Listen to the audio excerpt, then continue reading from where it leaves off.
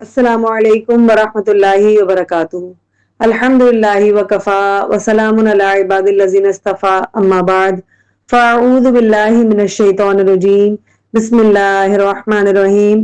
قال اللہ تعالی فی القرآن الکریم هل یستوی الذین یعلمون والذین لا یعلمون، کیا جاننے والے اور نہ جاننے والے برابر ہو سکتے ہیں؟ آج ہم سیکھیں گے بدن کی سلامتی کی دعا۔ یہ صبح و شام کی دعاؤں میں انشاءاللہ آپ کو مل جائے گی آسانی سے۔ اللہم عافنی فی بدنی، اللہم عافنی فی سمعی، اللہم عافنی فی بصری، لا الہ الا انت۔ اے اللہ میرے جسم کو عافیت عطا فرما، اے اللہ میری سماعت کو عافیت دے، اے اللہ میری بینائی کو عافیت عطا فرما، تیرے سوا کوئی سچا معبود نہیں ہے۔ یہ نہایت جامع اور بابرکت دعا ہے جس میں بندہ اللہ تعالیٰ سے اپنے جسم، سماعت اور بنائی کی سلامتی اور عافیت مانگتا ہے۔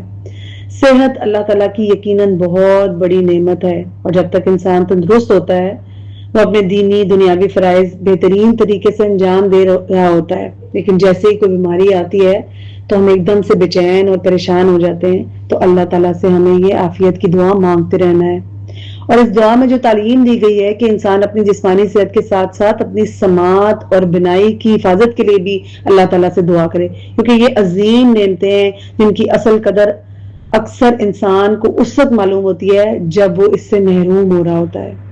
اس لیے کیا چاہیے ایک مومن کو کہ وہ ان نعمتوں پر اللہ تعالیٰ کا شکر ادا کرتا رہے اور اس کی حفاظت کے لیے جائز اسباب بھی اختیار کرے، اور ہمیشہ اللہ تعالیٰ سے جو ہے وہ ان کے باقی رہنے کی دعا بھی کرنی ہے۔